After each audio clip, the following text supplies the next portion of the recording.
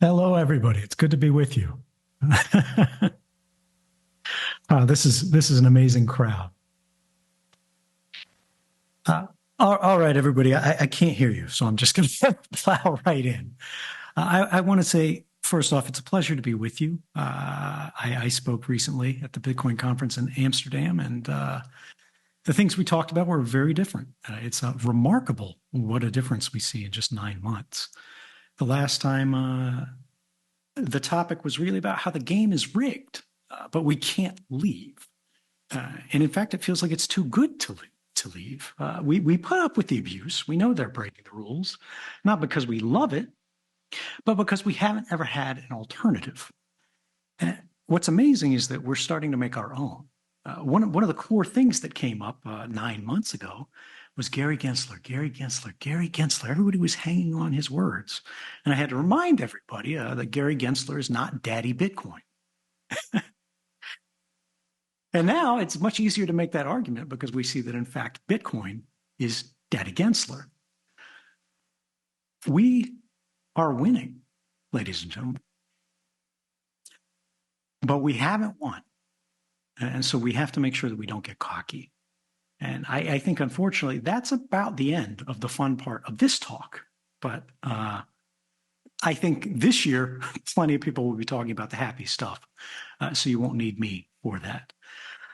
I noticed that we have a lot more political representation this year, which is a wonderful, remarkable thing. We've reached the fight, the stage of the fight where, they go, oh, then they fight us. But it's actually, then they try to get us to love them. And what I want to say on that briefly, because I don't want to make this talk about all the politics there, is cast a vote, but don't join a cult. They are not our tribe. They are not your personality. They have their own interests, their own values, their own things they're chasing. Try to get what you need from them, but don't give yourself to them, even if you have to vote for them. Instead, what I want to do is set this frame a little different for this conversation. I want you to reflect on where we are, how we got here, and where we're headed. There's a passage from a book that I think for this crowd really resonates. It says, for in every country of the world, I believe, the avarice and injustice of princes and sovereign states, abusing the confidence of their subjects, have by degrees diminished the real quantity of metal value which had been originally contained in their coins. Adam Smith, Wealth of Nations, written in the year 1776. We're not playing games with metals anymore. But if you look around, you can see that the problems from that kind of thinking are springing up everywhere. They're reaching us. They're choking us. And you see this in the internet as well. What is it that's wrong with the internet? The thing that's wrong with the internet is what's wrong with the world, because more and more they're one and the same. A system has been constructed around us, not just through administrations, but through generations, that is fundamentally unfair. What do I mean by that? Look at the economy, right? There's an increasing concentration of resources into fewer and fewer hands. So it is now even with the human voice. Winner take all is the model that's apparent on platforms as far as the eye can see. Whether you're talking about broadcast media, whether you're talking about legacy media, whether you're talking about newspapers, whether you're talking about social media, minority opinions are increasingly made to survive at the indulgence of the censor. They're clinging to the edge of the platform by their fingernails. You see truckers in Canada that are getting debanked, and you see students at Columbia are getting de-hired for the things that they express. Now, we don't have to agree with them. We shouldn't necessarily agree with them, but they should have the ability to argue. They should have the ability to persuade. They should have the ability to dissent. They should have the ability, frankly, to disrupt. That's the thing that makes us progress right, is the disagreement.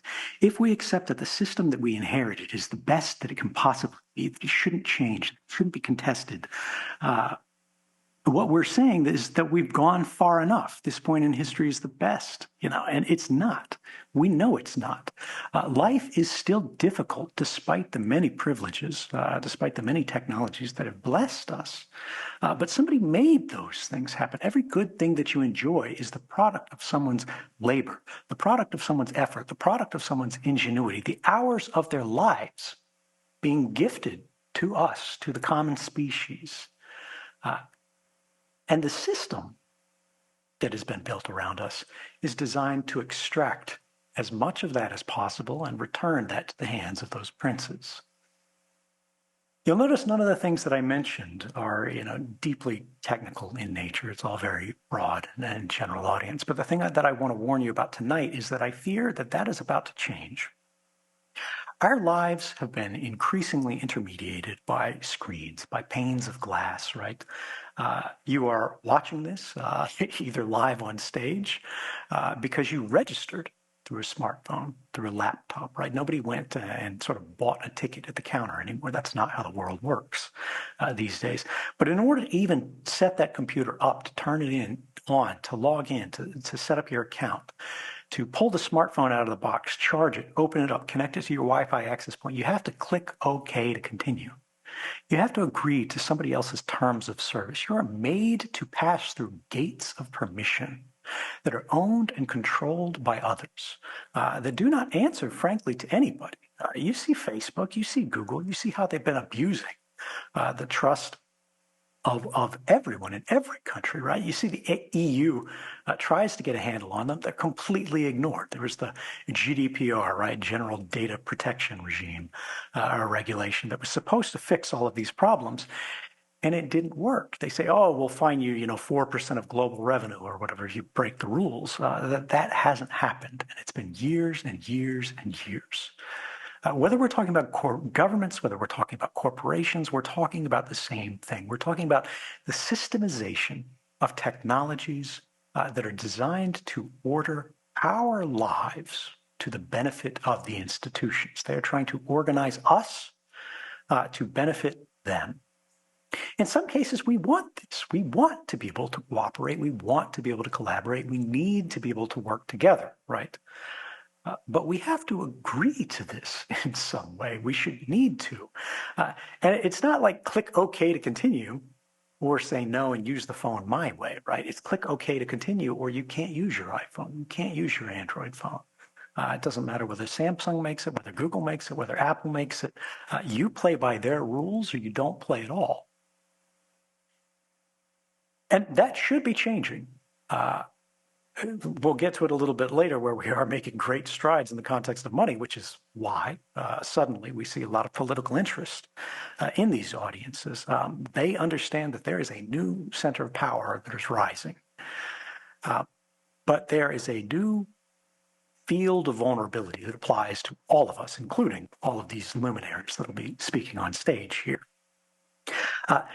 And that is artificial intelligence, right? I am not one of the guys that goes on the internet and is like, oh, AI safety, the robots are going to kill us. You need to worry about this. I say, in fact, I want all of them to dump all of these models out on the internet where we can all use these.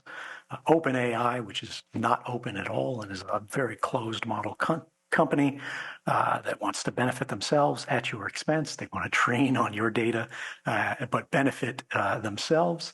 And they don't want you to have access under the covers. They don't want you to be able to pull down the models, distill it, get one you can run at home, put it on your phone, do whatever you want with it. They want you to have to go back to their watering hole, pay them rents, and to access all of this only through their ways, even if you did have the ability technologically, hardware-wise, to run this at home. The good news is it is becoming easier and easier to get this stuff in public hands, to run this on home machines. And I'm not just speaking rhetoric here. I've spent the last year using these models myself at home. You can do this too. Open source models, whether we're talking about diffusion models for generative imaging, right? Sort of what you think of like the Mid Journey, the nice web interfaces. You can do that at home. It's 100% free as long as you've got the hardware to run it. And it's getting easier and easier to do this. Whether we're talking about large language models, Facebook, which again I've been throwing invective at for the beginning half of the talk, has actually been a force for good in this space. Not because they love you or they love us or they love me or anything like that, but because they're afraid their competitors, like OpenAI that I mentioned, are going to build a structure around them, ring fence them in a little plot that they can then tax forever. And Facebook doesn't want to end up there, right? So they go, well, what we'll do is we'll develop the tools and give them to everyone else so a monopoly can't form and be used against us. Self-interest more so than altruism, but I still applaud it, right? And I'm no fan of Mark Zuckerberg, but he's done wonderful things here. I hope he continues. I know it won't last forever, but for the moment, while it does, I'll welcome the help that we can get there. But why am I bringing this up, at a Bitcoin conference? Well, the reason why is that Bitcoin transactions are not private. All of you know this here on the general sense because it's 2024 and this is not, back in 2013 where we're saying, Bitcoin is perfectly anonymous and it's money for criminals and whatever. The only person who still believes that is Elizabeth Warren. The reality is that Bitcoin transactions are permanent, they are public, and they can be tracked and they can be linked. An enormous proportion of them are fully doxed, just not publicly doxed. And this is because how do people move in and off of sort of the Bitcoin network, any crypto chain really? And it's through the on and off ramps, right? Through these legacy exchanges that get licensed by all, whatever New York State or whatever country, whether it's in Dubai, whether it's in New York. And they are sharing the information en masse with what we politely refer to as regulators, but what are plainly described as great powers. Right? People are not really focused on sending this stuff to the government of Barbados. But if they're worried about catching an indictment from that government, they will send anything that government asks for to them, and then they'll say, is there anything else you need while we're at it? Well, there was still one saving grace, which was there were parts of that chain which were not fully identified and verified. You could have private transactions. You could send $5 for your buddy for pizza, as long as the on-chain transaction fees were low. Otherwise, you wait and save it up. But the idea here is that you could still engage in the network and presume that it would just age off eventually. It's out there. It's on the blockchain. Somebody has it. Maybe they'll prune it. But it's not you. It's not that everybody will know everything you did anywhere all the time forever. Because when they have your transaction history, they have your life history. They know what you read, what you buy, who you sent, who you support politically, like where your donations went. All of that is available to them. They can infer your thinking. They can infer your affiliations. At the NSA, we called the kind of information that was not the details of a conversation, right? Not literally reading like your texts, but simply saying that you texted someone. And this was under their interpretation. In my interpretation, it's a violation of the Constitution, but in their interpretation, this didn't impact the Fourth Amendment at all because it's not a search, because it's not reading your messages themselves. It's simply tracking the flow of messages. We called this kind of information metadata, right? And that metadata padded out what was your pattern of life. Metadata can be plainly described as activity records. It's the same kind of thing that a private investigator would get if they just followed you around all day. They don't sit behind you at the cafe and hear everything you say because you would wonder, who is this dude following me? But they sit outside in a car on the street. They see that you go in the cafe at this time. They see that you sit at a table with this other person. They send a guy to go, who is that person? What's his license plate? Who is he? They know that you met. They get the affiliation. They see you go to work. They see you go to the store afterwards. They don't see every item that you bought, but they see where you shop. And as you pad these things out more and more, you get a more and more complete picture of an entire human life without ever having to go, oh, we need a warrant for this. What held that back? Well, cost. You needed a human analyst to go and sift through this. The metadata could be collected automatically by ingesting the world's internet communications through these machines, right? But somebody still had to put their cup in the big bucket, pull it out, and lay it out on their desk and make sense of it. Machine learning models are going to change this. In my opinion, this is already being done. We simply don't have evidence of it yet. It's going to be testing, it's going to be development. We don't know how it's being applied, when it's going to be truly operational, but it is fantasy to imagine that they're not doing this. And there is zero regulation that I am aware of in the United States to prevent this. Nobody is thinking about what these agencies are doing. And we're not just talking about the NSA here. We're not just talking about the FBI. We're talking about the IRS, right? And it's not just the United States. It's every country. You may go, oh, I love the United States government doing this. I hope they spy on me as much as possible. Well, what about China? What about Russia? What about North Korea? What about Iran? What about every little government that you don't like, that you don't agree with, right? And suddenly they can have every life of every person, every day, at every moment, on a live feed, being interpreted at machine speed. And then you start feeding that those inferences into a decision-making process. This is the reason that I bring up the protesters at Columbia University, the protesters in Canada, right? It doesn't matter whether you're liberal, it doesn't matter whether you're conservative. If you stick out, if you stand out, you are going to become non-normative. Or rather anomalous. What I am afraid is likely to happen quite quickly, right? Probably not this year. Within 3 years, it'll begin being done. I think at some scale, within 5 to 10 years, it'll be done absolutely regularly, routinely. Is that they're going to take all of the transaction information that they can get. And this is going to start with big banks going on their own personal data sets. It's going to flow from there to people going, oh, where can we get this information publicly? Well, the Bitcoin blockchain is available for anyone for free at any time, right? And how do you train these models? You need learning sets. You need training data. You need data sets. So they're going to pull everything they can. They're going to feed it through these things. And they're going to try to teach them originally, I think this is going to be the easiest thing, what does a normal transaction look like? What do 95% look like? And then they're just going to go, what is anomalous? What is strange? What is unusual? What doesn't quite fit?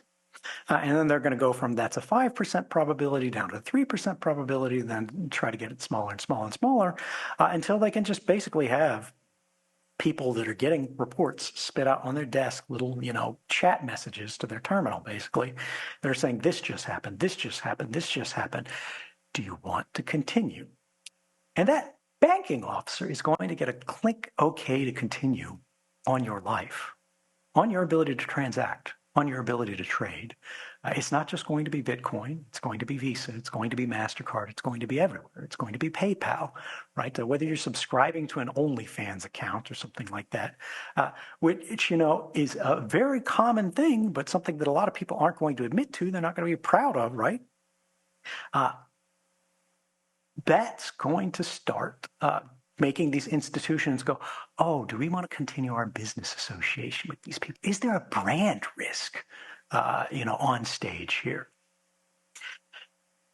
And I think we really need to think about how do we secure the transactions on the Bitcoin network moving forward. I have said this for 10 years. I have been ignored for 10 years. Well, we're running out of runway. And again, right now, every time you're on this network, and I love this network, I've used it many times, you are going to be adding to the data set. Even if they don't identify you because you're the, whatever mystic cyber ninja that knows how to protect yourself, who is the counterparty that you're trading with? Are you sending it to your buddy? Are they doxxed, right? Are you sending it to a business that you're paying? Are they doxxed? And larger parts of this transaction mesh of this network, as they get identified, the space for everyone else to have any kind of private interaction diminishes. Now, you might go, well, these big businesses, Visa, MasterCard, like, yeah, they have the transaction history for everybody, everywhere, all the time. And you don't know what they're using it for, but they're not screwing you, right? Well, AT&T, it was revealed this year, lost all of their subscribers' information, or an enormous subscribers' information, for a block of time. I think it was something like 6 months. Where all of your text messages, all of your phone calls, all of the things that went through their routing network, including some cell site location information, which means which cell phone tower you were connected to, were stolen by hackers. They haven't said who they are, as far as I know. They may not have been identified yet. Maybe they'll never be identified. We don't know whether it's state-sponsored or whatever. Maybe there's been ongoing reporting since then that's revealed it. Correct me if I'm wrong. I'm sure somebody will be out there to tweet about it. But the bottom line is this, right? These enormous data sets are a liability. We know they cannot protect them. You cannot control them. And they can have enormous influence over our lives. All of these people who are coming up on stage and saying these wonderful things about how much they love Bitcoin, how much they love you, how they're going to do all these wonderful things to make something better. The United States is the only advanced democracy on the planet that I am aware of that does not have a basic privacy law. We have the Fourth Amendment, right? That only binds the federal government. That doesn't do diddly squat to protect you against corporations. And the government, for 90% of their work, probably 95% of their work in intelligence nowadays, they simply go to corporations and ask them for information. It's an end run around the Constitution. And we have been able to suffer this, right? Again, the game is too good to leave. Not because we love it, but because we haven't had a choice. Well, we're running out of time to fix this, and the consequences of ignoring it are about to get a whole lot worse. Nobody sees them. This is not Terminator, right? This is not Skynet. This is not robots descending from the sky to drag you out of your home. That might come someday, but that's a long way off. We're talking about things that are much more banal, but much easier to do. We talk about that concentration of power. These politicians, right? A lot of them probably don't love that they have to come up on this stage and give a dog and pony show to dance for the crowd that is suddenly much more powerful. Well, the people that they have always been answerable to are about to get a much tighter hold on the leash, not just of them, but of everyone. So I want to zoom back out because we've only got a limited time this evening and say, look, the reason that the internet feels broken is because it is reflecting a broken world. It's reflecting the consequences of all of these winner-take-all dynamics. It is reflecting the boundless ambition of these generations of princes. And it has left us with an unfair system, which means an unstable system. Why do I think all of this AI stuff is likely? Well, the reason is that unfair systems produce dissatisfaction and therefore are hard to maintain. Well, the people who want to maintain them are those who benefit the most from them. In the current disequilibrium, they're the ones who have the most resources. They have the ability to influence the status quo the most. And what they're trying to do is they're trying to keep the top spinning for as long as possible without letting it fall over and someone having to write it in a new stage, right? Instead of staying in the same game, even if it's good, we don't want to leave it. We start a new round, right? We start a new game with new rules. The reality is we're not at the worst of it yet, but we are headed in that direction. It's clear to me. And I think if you look at, like, does this feel normal to you? When you look at the candidates, when you look at the dynamics, even the people on stage giving all the speeches, right? I'm not saying they're terrible, right, or wrong. I'm not taking a position at all. But this is a little unusual. The fact that they're here is a little bit unusual. Things are changing, and they're changing more quickly all the time. We have passed the inflection point, and we are accelerating down the slope. And we're reaching the point where all of us are about to have to make very serious decisions about how we spend the rest of our lives to try to make the world better for our children and for those who come after us. Our economy, politics, even culture have reduced the access to an equal role. And that has produced resentment, grievance that have blossomed to the point that now every discussion feels like it is becoming an instrument for war by other means. And we are competing constantly, and we are cooperating rarely. And we need to change that. Because if you ask yourself, who is it that's competing for all of the highly energized talk about like radicalism, the increase of extremism, which is not wrong, it's unevenly distributed. I see very little in the way of like cutthroat competition and blood sport amongst the banks. As far as the average worker is concerned, whether we're talking about this election or any other in the last 20 years, a given election tends to result in what feels like a different uniform on the same cop. And that's a problem. Elections do have consequences. They do matter, right? There are differences. But sometimes it feels like they're less meaningful than they should be. And that is, I think, what we're all feeling. That is the seed of all of us. We are supposed to have our hands on the lever as a collective public, as the commons, right? And we still get to cast our votes, but it seems like our votes are not as meaningful as they want. Do you really believe that the two frontrunners are what the collective will of this country would choose as the two best Americans, right? When you were a child and you were in school, they're like, oh, the president's the best person. And does it feel like that? I don't think so. And so that leaves us with the questions to walk us out of this. The question that we're being confronted with every day, what are you going to do about it? The reality is not much, right?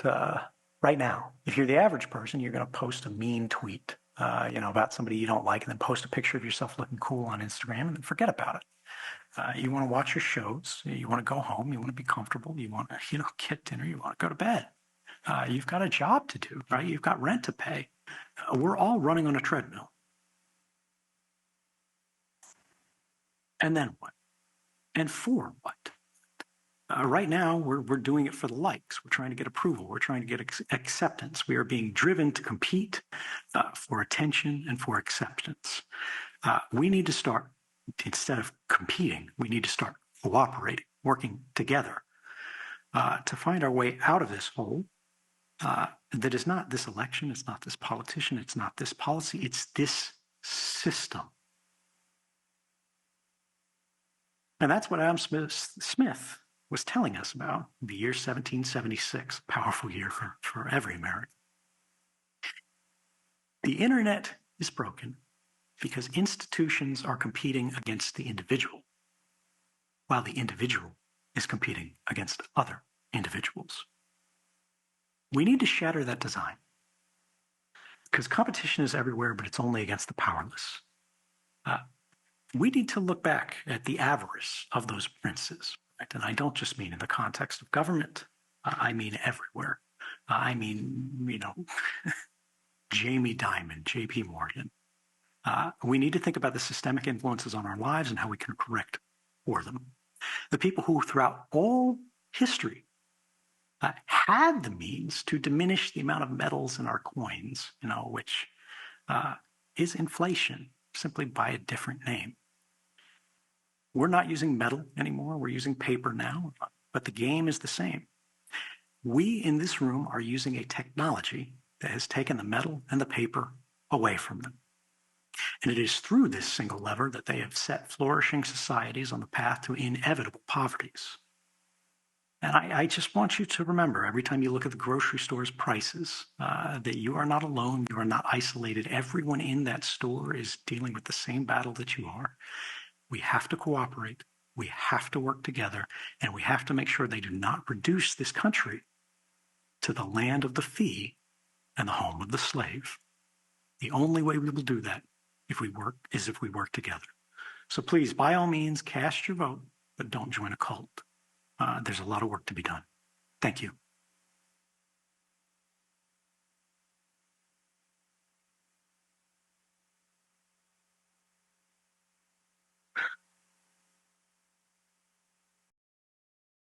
The Bitcoin Conference. We started with a dream to build a community focused on Bitcoin. It all started in 2019 in the heart of San Francisco, the first major Bitcoin conference in years that kickstarted a revolution. And then Miami, a place where enthusiasts, developers, dreamers, and innovators could come together to make Bitcoin better. It has been an amazing 5 years and 8 conferences, thanks to all of you. Bitcoin Conference has become the largest premier global Bitcoin gathering in the world, leading Hyperbitcoinization. While Miami was incredible, it was time to set the stage for Bitcoin in a new city. So we took the conference on the road. Nashville, Tennessee was the obvious choice, a city known for music and freedom.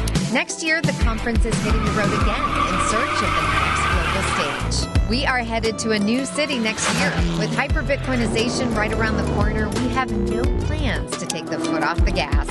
Find out where we are headed next. Scan the QR code and be at the main stage for the big announcement.